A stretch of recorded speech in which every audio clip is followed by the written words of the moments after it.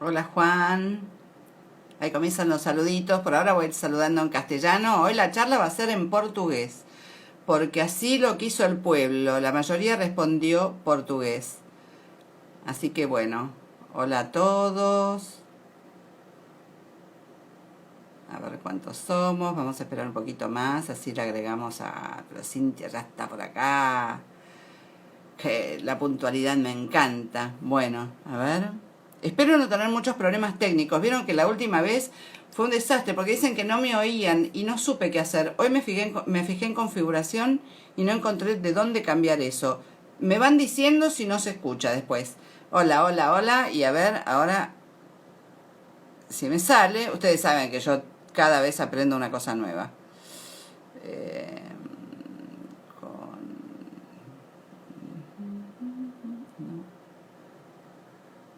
Acá está.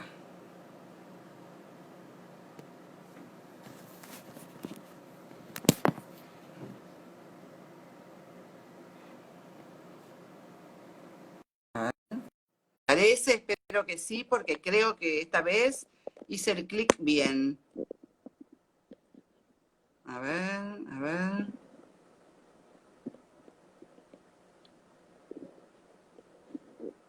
Parece que no, ¿cómo puede ser? Yo les cuento, porque vieron que les cuento estas intimidades informáticas. Acá dice esperando a Cintia. Así que Cintia debe ser que, hola, desde Brasil. A ver, como siempre termino en WhatsApp, chicos. Esto es así. A ver, WhatsApp, WhatsApp, WhatsApp. Tucu, tucu, tucu, tucu, tucu, tucu, Cintia. No me parece Cintia, Cintia.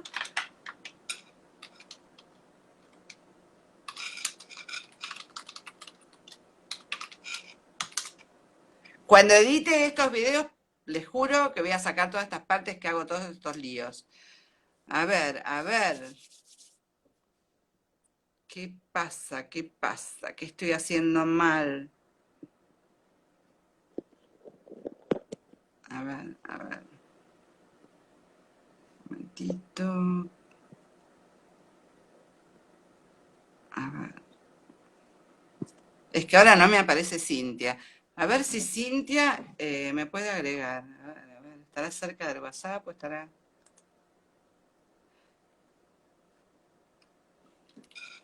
Cintia.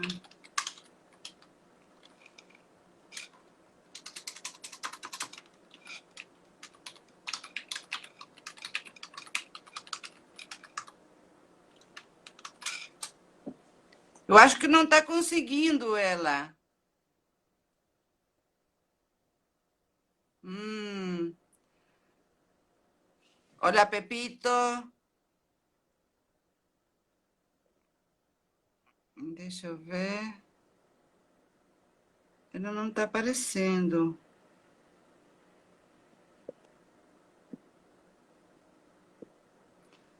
Não- Que pena, não está dando para eu adicionar ela. Alguém pode ligar para ela? Uma ajudinha, por favor. Cíntia.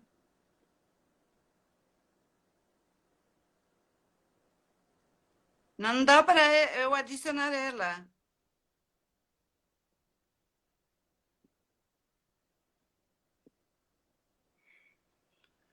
Ai, gente. Isso é fogo.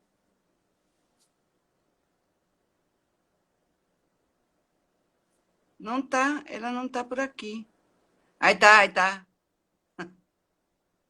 Adicionar. Gente, tô vermelha, de vergonha. Agora tá conectando. Agora deu Oi. certo. A sorte é que eu tenho uma filha adolescente Ah, tá vendo? A minha filha que não tá veio me dormindo. ajudar. Ela fica para me ajudar, Essa coisa de plataformas. Ah, ah, bom, né? gente. Eu acho que muitas das pessoas que estão aqui conhecem você.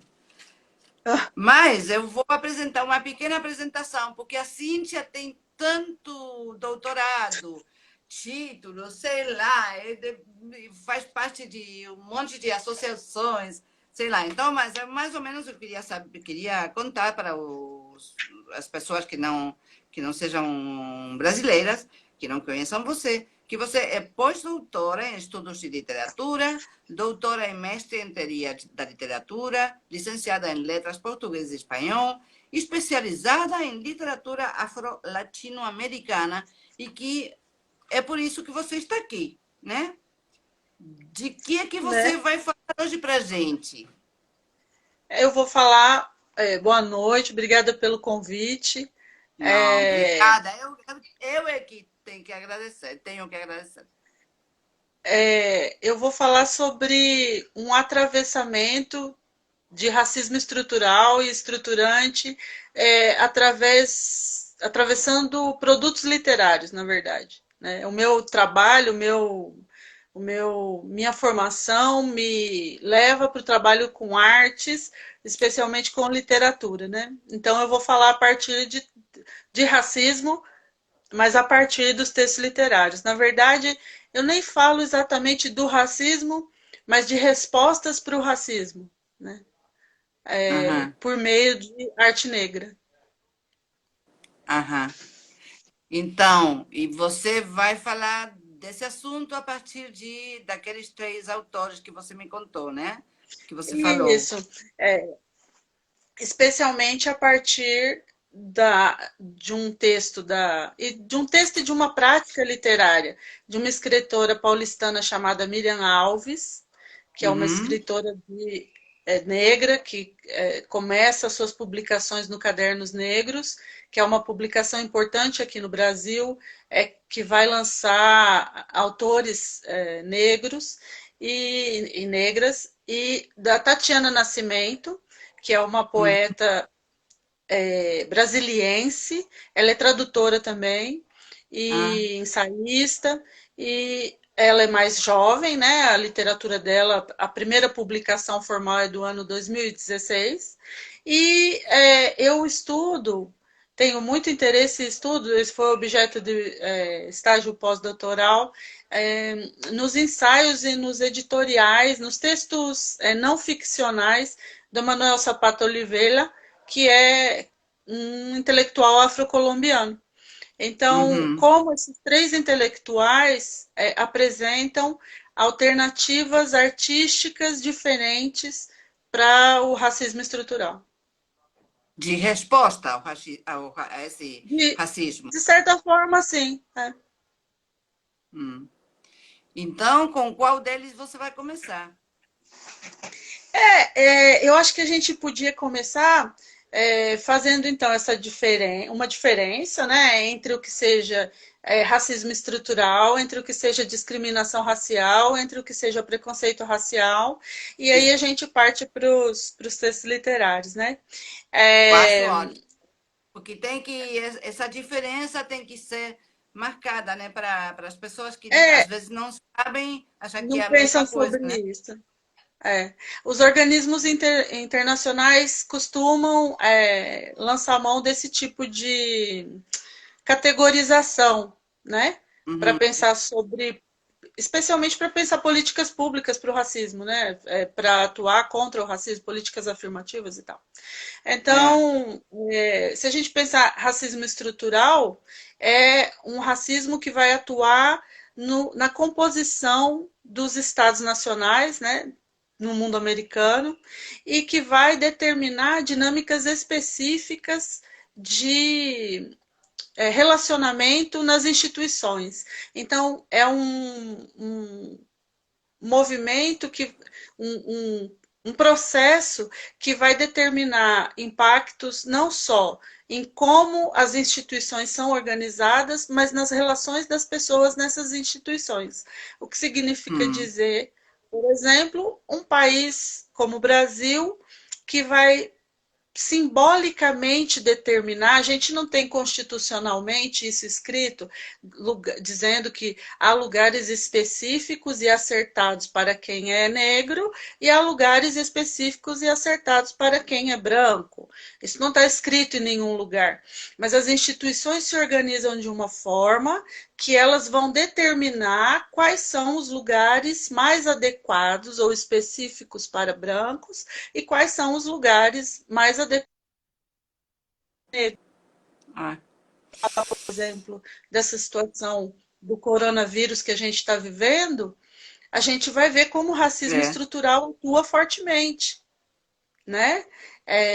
As pessoas negras já são estatisticamente as mais acometidas por dados de morte, por exemplo. São as que mais morrem de coronavírus, porque elas têm menos acesso à saúde, elas têm menos acesso a tratamento adequado.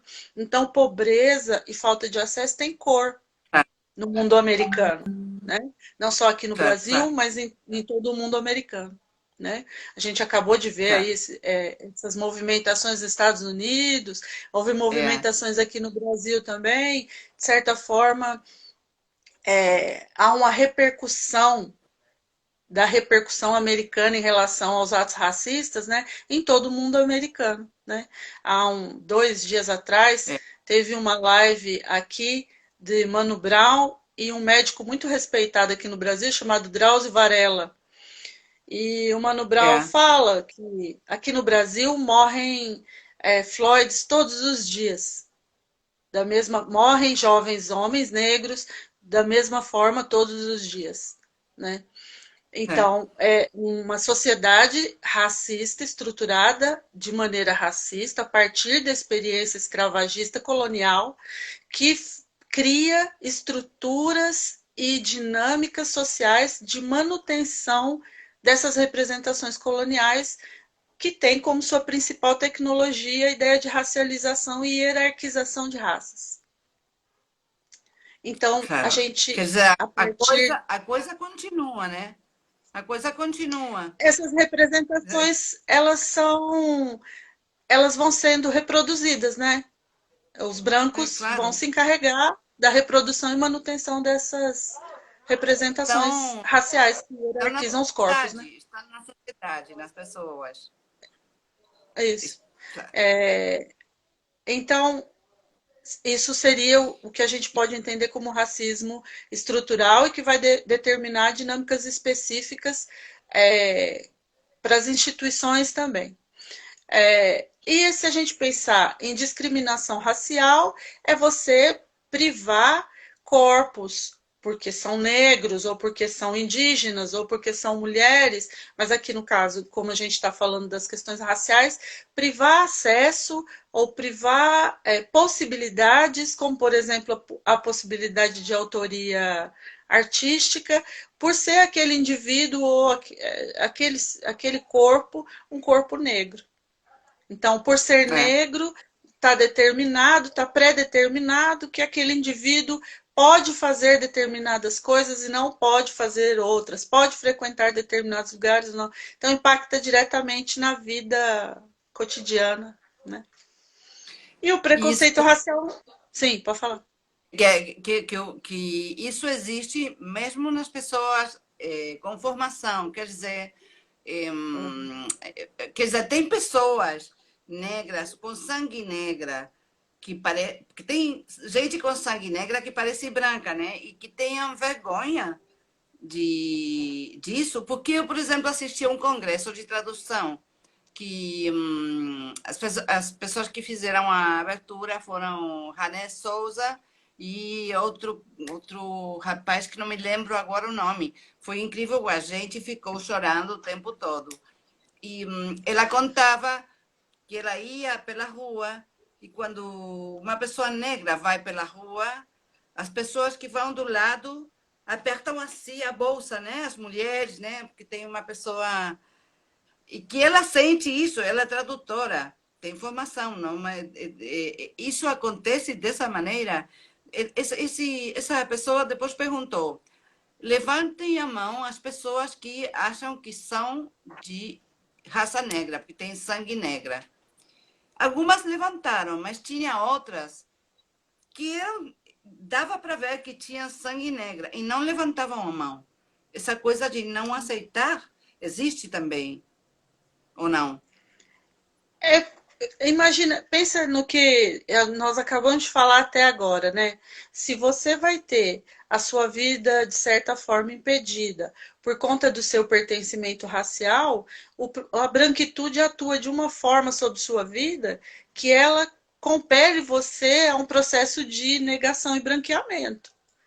Claro, Porque todo mundo quer ser feliz institucionalmente, vamos dizer assim, de maneira muito grosseira, né? As é, pessoas querem ter suas vidas levadas de maneira tranquila. E num país como o Brasil, por exemplo, dizer-se negro, assumir vestígios de negrura, porque a gente não está num país em que a negritude é considerada a partir de ancestralidade, mas sim de indícios fenotípicos de negrura, então, mais vitimizado pelo racismo será aquele quanto maior for os vestígios de negrura, quanto mais escura for a pele, quanto mais negroide, quanto mais traços negroides esse indivíduo é, carregar, e menos dura será a vida daquele como eu, que tem grande passabilidade por uma pessoa branca, porque tenho pele clara, então, isso me garante proteção em certas situações,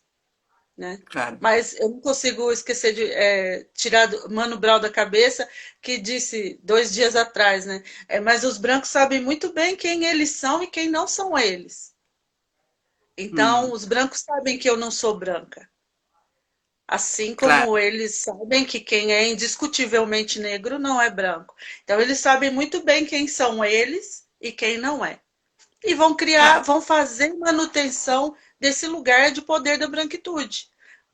No Então, caso aqui da isso Argentina, do Brasil, o que sim nós sabemos é que somos da América do Sul, que é, todos, branco ou preto ou negro, somos da América do Sul, que sim. tem uma diferença, né?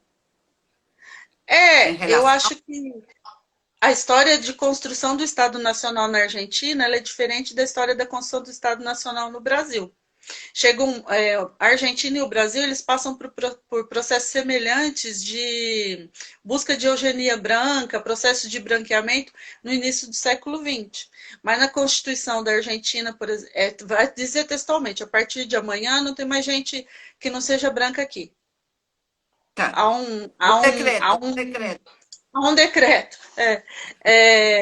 E grandes processos de importação de brancos italianos, espanhóis e tal, assim como no Brasil. Ocorre que na Argentina houve um apagamento, vamos dizer assim, e sem entrar em grandes discussões sobre isso, mas houve um apagamento mais significativo desses corpos. E nós, por algum motivo, é, e por grande mobilização dos negros desde a sua chegada aqui, continuamos aqui nos mais variados tons. Né? Hum. Mas havia também, assim como na Argentina no início do século XX, projeções de que nesse momento aqui não haveria mais nenhuma pessoa negroide nesse território aqui, chamado Brasil, Ah. que todos Mas, seriam brancos por mágica. mas na Argentina, claro que também existe racismo Sim, e preconceito racial em sim, relação, talvez não tanto ao negro, mas ao indígena, que é bastante é forte, né? Forte. bastante É muito forte, forte. sim. Hum, é muito forte. Bom, E eu acho que também são corpos muito presentes aí, né? Os é, indígenas e os mestiços claro. de indígenas. Claro, tem, claro, claro que sim. Bom, que horas são? Porque temos que organizar os tempos. 20, ainda restam 40 minutos, então, para falar Sim. sobre aquele racismo estrutural. É, Gente, desculpem, o quê? que aparecem mensagens no celular É, então aí eu não sei o que fazer, porque eu tenho medo de cortar a live. Não quero apertar entendi. nada. Então, se a gente pensar nesse racismo que vai estruturar as relações socioculturais no Brasil, e no mundo hispano-americano, né? Os autores que eu separei, eles vão oferecer respostas artísticas para esse racismo. Então, a Miriam Alves, que é a que eu mencionei primeiro, é esse livro aqui. Não sei se dá para ver. Dá para ver. Só que você viu que nas lives aparece ao Fica contrário. invertido, né? Fica invertido. Esse aqui é um livro de contos da Miriam Alves chamado Mulher Matriz. Publicado por uma editora, essa edição publicada por uma editora chamada Nandiala, que é uma editora que tem um catálogo só de escritores e escritoras negros e Uhum. temáticas negras. Então, procurem o site, aqueles que tiverem interesse e tal, porque é uma editora bastante interessante, com catálogo não só de brasileiros, mas também africanos. E são contos, cuja temática não é exatamente, e ela prefere a escritora prefere que se diga assim, não é exatamente a temática racial. Ela fala da vida de mulheres, essas mulheres são negras e estão passando por diferentes situações, e também personagens que não são femininas. Então, contos Porque que têm as suas é que tem. construções atravessadas pela questão racial. Né? A Miriam Porque Alves. a questão racial é uma coisa, e além disso, ser mulher. Porque ser mulher é Sim. uma coisa difícil para qualquer etnia, né? Se a gente pensar nessa que literatura desse tipo é uma resposta ao processo de construção de representações colonial, então a situação das mulheres nessas representações ela também não é bacana, também não é boa, né? Ser mulher no mundo hispano-americano não é alguma coisa fácil. Não é, não. Ser mulher não é uma coisa fácil. Ser mulher, ser pobre, ser negra é ainda mais difícil, ainda mais complicado. É um Então, leque, né? Ser mulher, ser pobre, ser negra, ser gay, sim, ser. Todos sim. é como um leque. Várias categorias complicadoras, vamos dizer assim, né? É. Que é o que a gente trata como interseccionalização. Então, essas categorias interseccionalizadas para a gente poder oferecer compreensão minimamente razoável para esse tipo de literatura. Né? Não é Hum, possível ler esse texto literário aqui, na minha opinião, sem hum, pensar nessas categorias que se interseccionalizam na Miriam Alves. Né? hum. E ela chama essa conjuntura para o texto literário dela. A Miriam Alves é uma mulher já de mais de 60 anos, ela surge nos cadernos negros, como eu falei, na militância do movimento negro unificado. Ela tem os primeiros contos e poemas publicados nos Aí cadernos ia negros, perguntar o que ele escrevia. Conto. contos, poemas. Ela também tem ensaios e Aqui. e ela também escreve romances, né?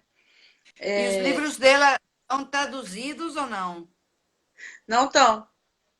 Tem coisas Não? traduzidas, sim, tem coisas em inglês, tem coisas, eu acho que em inglês, em alemão, mas em espanhol eu acho que não tem, não. Eu gostaria, se alguém quiser, Que boa né? ideia! Que boa É, ideia! Eu vou é, entrar em contato com a editora. né? Miriam Alves é uma contista muito potente. Aqui no Uhum. Brasil, alcançou muita visibilidade uma outra escritora negra chamada Conceição Evaristo, que é uma grande escritora de grandes narrativas e tal. Mas a Miriam Alves é uma escritora muito especial e que Uhum. talvez seja menos disposta a algumas negociações e, portanto, tenha um pouco menos de visibilidade em certos circuitos. Mas é uma Em grande que sentido? escritora. Negociações em que sentido? Condições, por Negociações exemplo? negociações com editora, negociações com feiras de livro, negociações das mais variadas, né? Há que se fazer essas negociações, né? E nem Claro, todas as pessoas estão dispostas às mesmas condições, né? Mas é uma claro. grande prosadora e merecia uma boa edição em espanhol, seria bacana. É, E boa e ideia. ela é uma boa ideia. Vou ler um pedacinho aqui de um conto Por que favor. chama Brincadeira, que é o último conto desse texto. Manhã sonolenta, Joãozinho caminhava para a escola sonâmbulo. Ainda segurava firme livros e cadernos, tudo novinho, pronto para começar o ano escolar.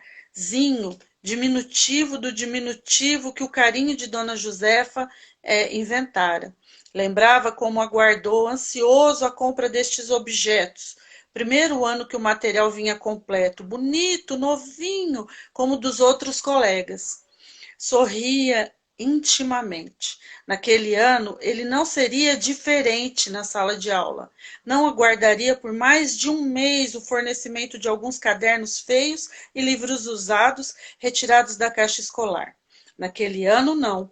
Tudo novinho e limpo, lindo. Seu Raimundo havia tido uma preocupação, comprou tudo no crediário, pagaria juros, mas o importante era o ensino dos filhos. Os mais velhos não tiveram a mesma sorte. Os três mal completaram o primário.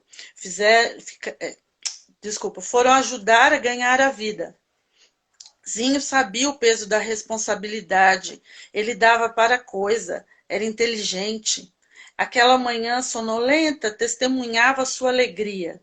O sorriso brilhando, iluminando seu rosto negro e miúdo. Brilho também nos seus olhos castanhos, refletindo a felicidade infantil.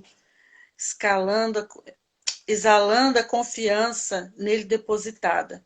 Ia, antevendo o prazer de colocar sobre a carteira os cadernos e livros, sonho de colegial.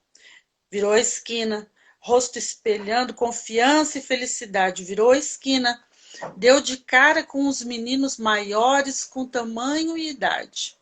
Ei, Mussum, tá feliz hoje? Zinho gostava de Mussum, mas não queria ser chamado assim. Zangou-se. Meu nome é João. O que é, Mussum? Ficou nervosinho? Não quer ser um Mussumzinho? Não quer um mezinho para refrescar?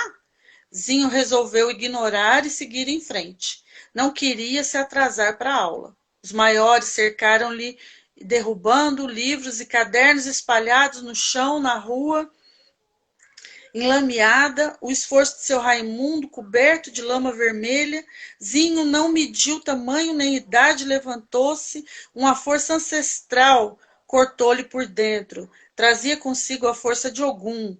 Armou-se com um pedaço de pau, atingiu um deles na perna, derrubando. Continuou fazendo justiça, empunhava a lei, batia, batia, batia, ignorando os gritos vindos do chão. Os outros tentaram apaziguá-lo. Ei, menina, é brincadeira! Inutilmente tentavam segurá-lo. Zinho não parava, batia, batia, batia. O rosto do garoto, atingido, inundou-se de sangue. O branco da pele e o vermelho misturando-se, correndo na lama. O sangue tingia um material escolar novinho, melando o sonho de João, Raimundo e Josefa. Os dois outros meninos maiores, sentindo que Mussum não desistia de bater, partiram para cima. João adquiriu a ferocidade de uma pantera em fúria. Correu, embrenhou-se na selva das ruas. Abobalhados, recolheram os cadernos, recolheram o companheiro morto e desfigurado. Murmurava parvalhados. Era brincadeira, era brincadeira. Essa aqui é, é o último conto do livro. Ele fecha o livro de contos. E ele vai dizer, se a Hum, gente falar simplesmente do enredo, né? Ele vai falar hum, da reação desse menino ao ato racista dos colegas de escola, né? Há nessa criança é, o, o peso de tudo que a escola pode significar para uma família negra, para crianças negras, né? Tudo que É. a escola representa como espaço de possibilidade de ascensão Hum. social, em certa medida de outras possibilidades de negociação É, para e a de condição liberdade, racial. até de Sim, liberdade. até de liberdade, sim, porque vai possibilitar, no limite, possibilita ascensão econômica, né? E não Claro. só para ele. Ter educação significa possibilidades materiais melhores para a família, É por isso que os né? governos cada dia investem menos, né, em educação. São projetos de Estado, né? Você não vai dar Claro. educação para É, as classes populares, muito menos para os negros. claro. E, e aí, o, dentro do projeto estético da Miriam, o que cabe ali, como resposta ao ato racista, é a força. E ela vai empreender uma coisa sobre a qual eu venho pensando, que ela faz, evidentemente, uma literatura negra e, portanto, ela busca uma centralidade, uma localização e um agenciamento negros. Para tanto, ela chama para a narrativa dela, não só para essa narrativa, mas em outros contos da Miriam a gente vê isso também, a presença de uma ancestralidade iorubá-nagô. Então, quando o menino reage ao ato racista dos colegas brancos, ele Uhum. vai ser carregado da força dessa ancestralidade iorubá-nagô, ou dos fragmentos dessa ancestralidade que os negros, por toda a diáspora, vão ter guardados, né? Se a gente pensar na Colômbia, por exemplo, a religiosidade não é parecida como aqui no Brasil, né? Uhum. O que restou lá foram fragmentos muito diferentes, vamos dizer assim. Eles tiveram resguardados só os rituais mortuários. E aqui no caso do conto da Miriam, ela, ela chama, o menino vai responder ao ato racista impelido e da força do ancestral Ogum, né? Então, ela traz para dentro do corpo da narrativa dela essa presença de uma ancestralidade africana de origem Yorubá-Nagô, que seria É, da região da Nigéria, do Benin. que está presente também em outras áreas, né, da cultura, Em vamos dizer, toda e a do dia a dia. população da diáspora. Você vai encontrar É, fragmentos de tradição Yorubá-Nagô nas poesias de Nicolas Guillen, em Cuba, em Cuba. né? É. No movimento de negritude cubano e tal. Então, essa ancestralidade Yorubá, Nagô, Banto, ela vai estar por toda a diáspora, por toda a parte onde houve diáspora, portanto, representada em todos os países hispanohablantes em que os negros se fizeram presentes. É, que interessante. É, Então, a resposta ficcional da Miriam para o racismo estrutural é a força, o sangue e a morte. Aqui no caso desse conto, né? a É, literatura poder dar, né, essa resposta, que é maravilhoso, né, através da arte, dar essa resposta. é, é, porque acho também que, de certa forma, a branquitude constrói um consenso de que, no Brasil, de que houve uma aceitação pacífica dos problemas raciais, né? Não, Paira não houve, ainda hoje. houve, Tá me houve uma ouvindo? aceitação pacífica. Dos problemas Depois de raciais. aceitação pacífica, Tá me ouvindo? depois, não, Você depois me da ouve? aceitação pacífica, não houve. Dos, dos problemas raciais. É. Me ouve? Ah, Hã? agora. Ah, Entendi. é, como se os negros no Brasil tivessem vindo para cá, sido deixados aqui, e depois em algum momento alguém tivesse dito, ah, agora vocês são todos livres. Então, é uma resposta também É, a uma mentira histórica sobre uma não vieram pacificação, tirar férias. não Não viemos ficar vieram de tirar férias, férias. não. E nem aceitamos mais todo tipo de palavra ou de situação institucional ou que, que se ofereça, né? Hum, Então, ela representa muito bem essa literatura negra de reação ao racismo, de reação física, muitas vezes, né? E violenta, de uma certa perspectiva de violência, né? Mas é é, uma violência, e é importante dizer, que gera humanidade. É nessa violência que a humanidade, que o projeto colonial privou os indivíduos negros, ela se mostra e ela se faz. é. Então, é importante dizer que não é uma violência de qualquer tipo, mas uma violência que gera humanidade, né?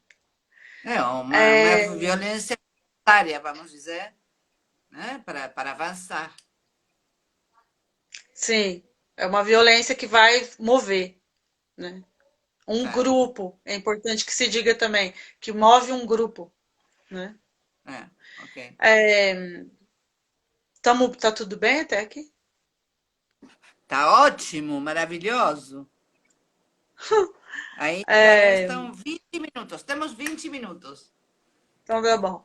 Aí eu passo para Tatiana, que é um. Ah, dá para ver o livrinho?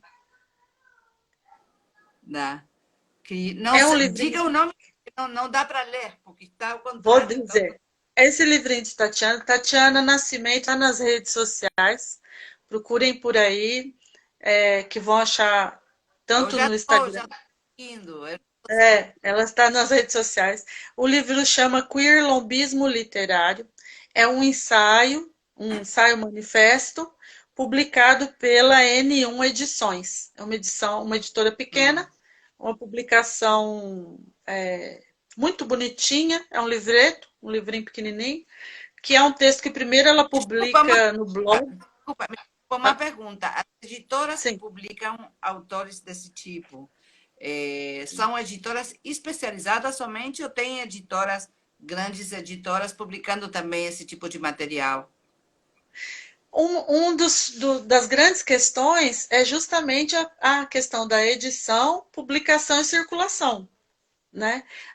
O acesso a esses escritores ele é complicado. As publicações são feitas por editoras que a gente pode chamar editoras independentes, pequenas Hum, editoras. Agora, um grande movimento de editoras artesanais, também publicando jovens escritores e escritoras negras que são fruto de slams, que começam sua vida com a palavra no rap e tal, editoras pequenas. Então, não há grandes editoras como Companhia das Letras que vão publicar todo mundo, que vão. A Miriam Alves continua publicando por editoras pequenas, né? A ok. Tatiana, ela é tradutora, ela é editora e ela teve um grande projeto de editora, publicou um monte de mulheres negras. Então, há muitos projetos independentes de publicação, edição e circulação, né? Por Ah, isso que eu adoro isso. falei, procure na rede social, porque ela está lá e ela dialoga, ela é super acessível nesse sentido, né? E eu acho Hum. importante fortalecer o trabalho, tá? É uma ensaísta interessante. Além de ser uma poeta muito É, delicada, muito sensível, eu fiquei é uma lendo no Instagram dela, eu fiquei lendo várias coisas, achei muito sim, interessantes, muito lindas. Algumas que é, eu gostaria, inclusive, de falar, mas me diga por quê, ou uma coisa assim, né? Que, de repente, aham, por uma diferença, por não ser brasileira, por não conhecer a obra, nem conhecer bem a problemática. Porque uma coisa é o que as pessoas lemos nos livros, né? Mas outra Sim, coisa é o que a pessoa experimenta, né? A verdadeira pessoa está experimentando lá, que é bem sim, diferente. sim. Hum. E então, Bom, a Tatiana vai oferecer aqui nesse livrinho, então não é, aqui não é um livro de poesia da Tatiana, é um ensaio, um manifesto.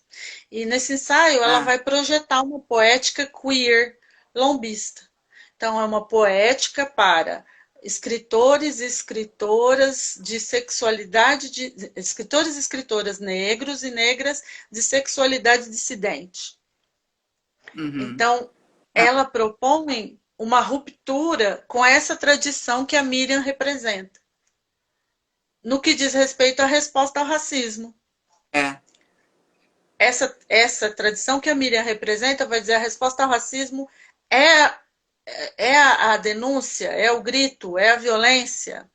É assim que a gente é. responde ao racismo. A Tatiana propõe uma ruptura com essa necessidade, com essa condição de estar sempre denunciando e aponta que talvez essa constante denúncia encarcere ainda mais os corpos negros. E aí eu vou ler um trechinho pequenininho dela. Tá, não sei se dá para entender o nome, mas é uma coisa dura e permanente. Dura e permanente, está sempre, né? Sim, Não sei sempre, se dá para entender se a sempre, palavra é dura, mas eu não acho sei se a palavra que seria ser dura com ou forte, não sei a palavra, que palavra se usaria em português.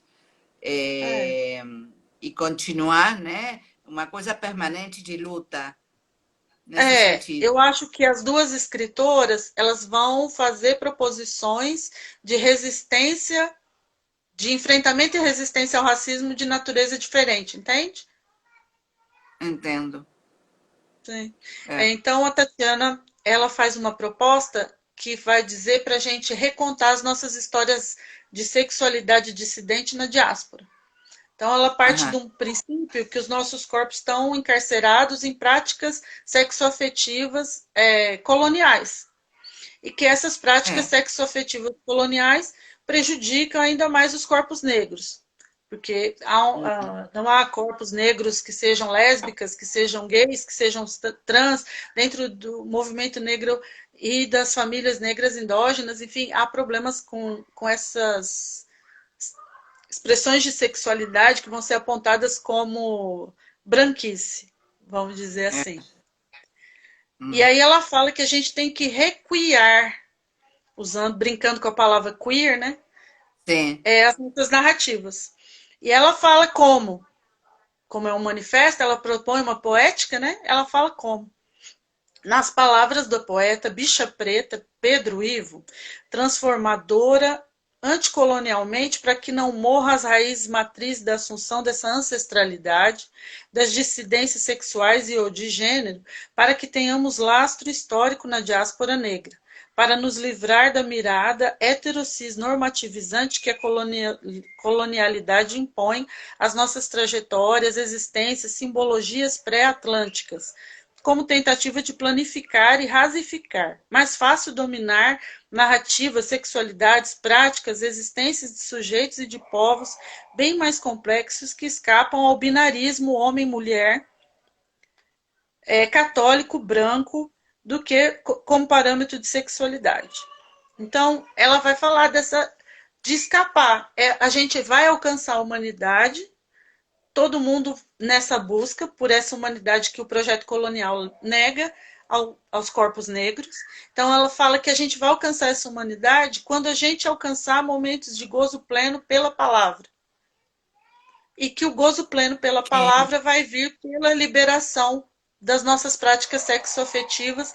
Então, logo a gente consiga escapar desses binarismos coloniais, quer dizer, branco, também branco, negro, mas homem, mulher, práticas de afetividade que servem para gerar filhos, enfim, todo o complexo é, sexoafetivo colonial cristão. Né?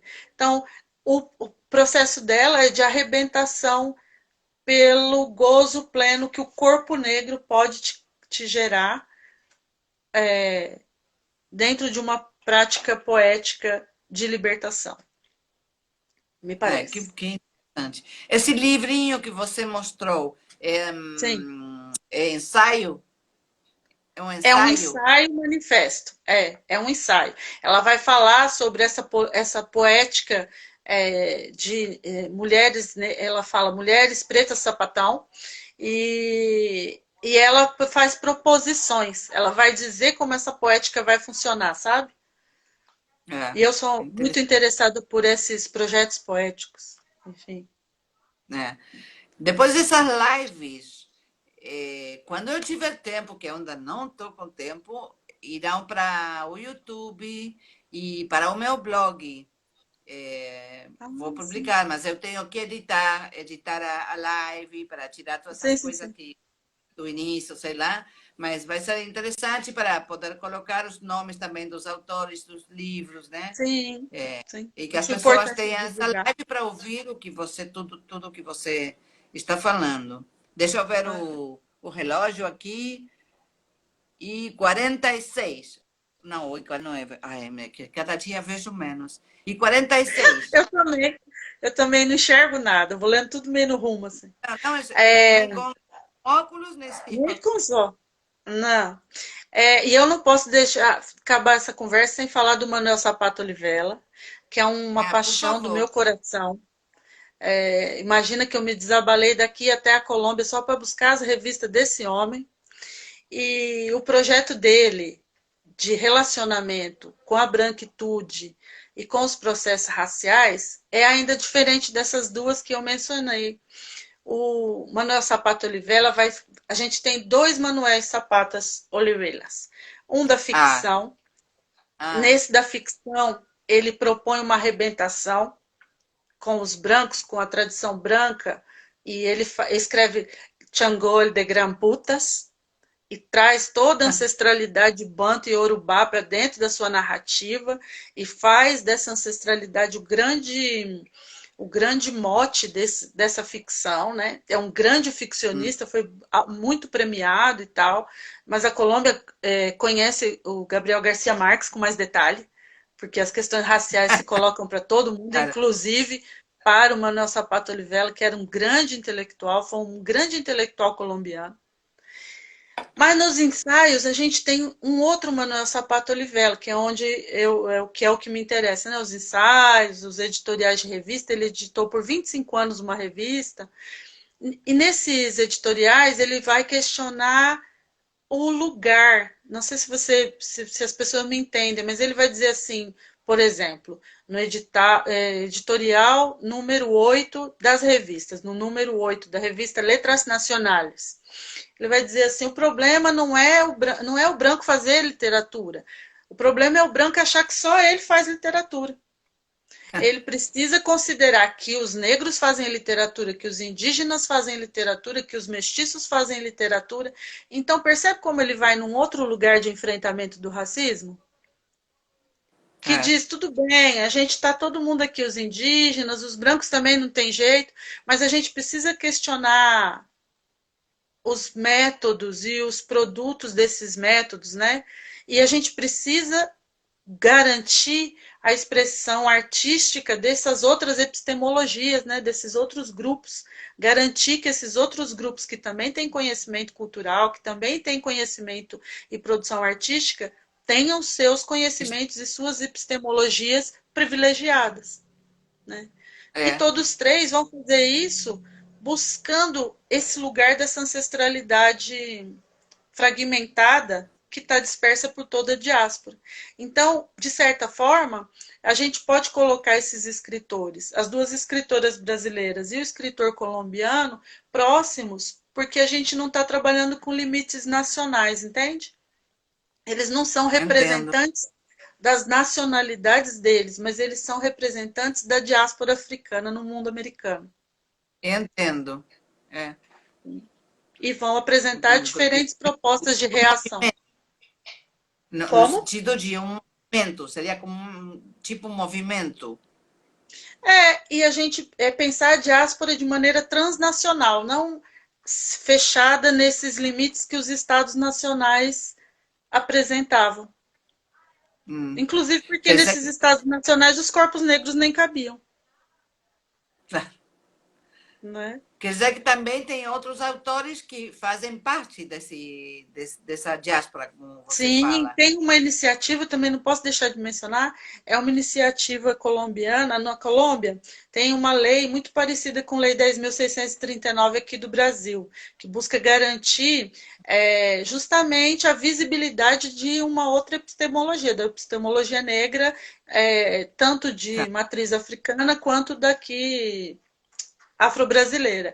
E na Colômbia tem uma legislação anterior, mais ou menos ano 1993, eles já estavam com essa discussão um pouco mais avançada em termos legais, e tem uma iniciativa que chama Biblioteca Afro-Colombiana, e foi feito um resgate de uma série de escritores colombianos nesse pacote, entre o Manuel Sapato Olivella, que tinham as suas obras invisibilizadas pela indústria editorial, por exemplo, né? E pelo Claro. cânone. E, Então, os escritores negros não estão no cânone. claro. E em relação a outros países da América Latina,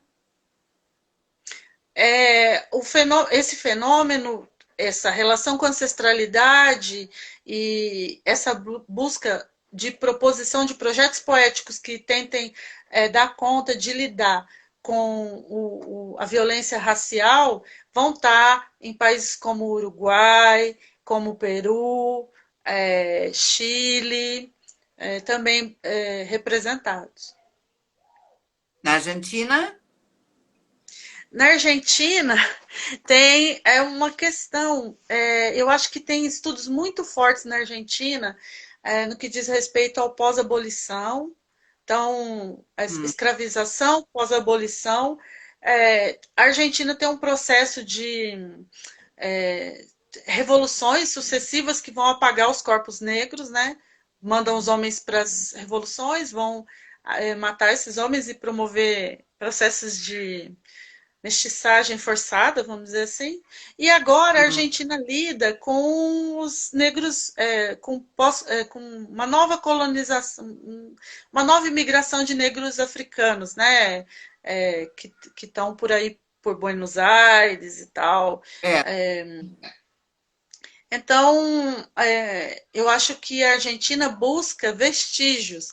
Eu tive em contato por duas ocasiões com um grupo de antropólogas daí uhum, de Buenos Aires. Eu não vou lembrar agora o nome do centro, mas o lugar delas é em Avenida Corrientes e o encontro se chama GEALA. Mas é um grupo forte, hum, tem contato com a Universidade tá, Federal Fluminense aqui no Brasil e muito voltados os estudos para esse momento antes do Estado Nacional já conformado, entende? Então, escravização, rotas de escravização, fim da escravização e fluxos exatamente após o fim da escravização. é. Bom, deixa eu ver, né? Agora faltam 7 minutinhos. Vamos aproveitar. Se Alguém quer você fazer alguma pergunta quiser. para a Cíntia? Deixa eu ver se alguém. Aqui está dizendo, epistemologia negra, que interessante. Se alguém quiser fazer alguma perguntinha, tem 7 minutinhos para perguntar. Eu estou Vamos vendo ver se aqui que minha alguém. amiga. Eu vou mandar uma beijoca para minha amiga Niceia, Claro, que eu estou vendo que ela está aí. mande. Um beijo para minha amiga Niceia. Isso é É a última que engraçado. escreveu aqui. Isso aí. É.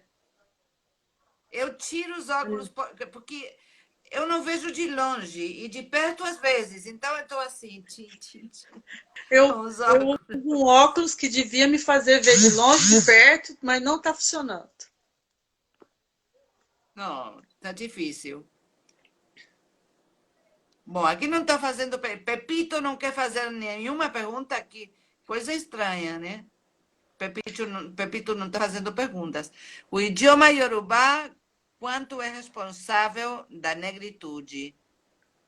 Estão dizendo Aqui no aqui. O idioma. Brasil, Ah, aqui no Brasil tem um processo de um grupo, né, de trabalho que trabalha para um processo de tombamento dos fragmentos de língua litúrgica. Então, as religiosidades de matriz africana aqui são grandes locos de manutenção dessa localização, dessa centralidade desse agenciamento negro. Hum, Dentre tudo que eles fazem manutenção daquilo que veio de África, tá os fragmentos de linguagem litúrgica, que vai ter um grupo linguístico diferente para os povos bantus, um grupo linguístico diferente para os iorubás. Então, quando a Miriam hum, Alves fala de Ogum, ela está falando da tradição iorubá. E o Manuel Zapata Oliveira vai falar dos bantus hum, e vai recuperar uma outra tradição linguística, portanto. Então, as línguas é, aqui no Brasil, elas estão passando por processo de tombamento no Instituto é. de Patrimônio Histórico, né? E Então, em as línguas são, sim, relação, um grande patrimônio. em relação à música, às letras, De música popular, você diz? claro, sim. Que Eu acho autores? que... Ah, tem um autor chamado Tigana Santana, que é uma espécie de minha nova fixação. O Tigana Santana é Gente, filósofo. escrevam. O Tigana Santana, ele é filósofo, ele é de religiosidade banto e a mãe dele é ligada ao Ileaie e foi Ah, idealizadora do concurso. A mãe dele inventou o concurso Deusa do Ébano. Então, Tigana não Santana é o filho diga. único da criadora da Deusa do Ébano. E ele fez a tese de doutoramento na tradução de um filósofo do complexo, ele é tradutor, o Tigana, do complexo do pensamento do Fukuyao, que é Banto Uhum. Congo.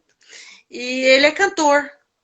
E ele propõe um outro tipo de musicalidade a partir dessa tradição negro-africana brasileira, e ele busca relações mais íntimas com a tradição contemporânea na África, numa certa África, né? Então, É, procure aí, Tigana Santana, vocês não vão se arrepender, me parece. ok. Vamos procurar. Agora só Né? está faltando 3 minutos. O primeiro que eu quero dizer para você, muito, muito obrigada mesmo por ter estado hoje, por ter ensinado tanta coisa, por ter feito com que a gente conhecesse, né, outros autores que de repente na Argentina não são tão conhecidos e Sim. de conhecer mais a problemática real, né, de uma perspectiva, né, vamos dizer, especializada, de uma pessoa que estudou isso, né? Então, eu quero agradecer muito. Tem muitos corações aqui para você. Você é muito Ah, querida. Tem obrigada. aqui Miriam, você conhece Terezinha de Porto Alegre? Está perguntando. É que ela não é a Não, Miriam, eu não sou a Miriam, essa ela eu é a sou tipo a Cíntia. porta-voz da Miriam. Você conhece a Terezinha de Porto Alegre? Ele é o Não. Luiz Ross, que é um professor de fonética aqui da Argentina. Ele esteve Ah, na live anterior. Ele é eu professor vi aqui na universidade. nos seus É, cards. Não conheço. mas Mas, ó, eu que queria agradecer por você abrir espaço para ouvir as minhas elocubrações. Eu espero que tenha sido útil para as pessoas e tenha sido claro, prazeroso para você. E para mim é sempre um prazer poder falar sobre essas pessoas. claro. Deixa que aqui que diz. Ela é da sua linha. Próxima que será na live semana que vem. Não sei. Parece que tem live comigo. Não sei. Vamos ver. Eu quero fazer isso com esse canal. Quero que esse canal seja a voz de outras pessoas, né? Sim, E porque de repente na Argentina estamos muito perto, mas muito longe também, né? Ao sim, mesmo tempo. sim, Hum? sim. Parece sempre somos irmãos, mas nem sempre somos tão irmãos, E nem a é gente se meio conhece irmãos. tanto. É por isso que, quer dizer, tem essa coisa, né, de argentino indo para o Brasil, conhece caipirinha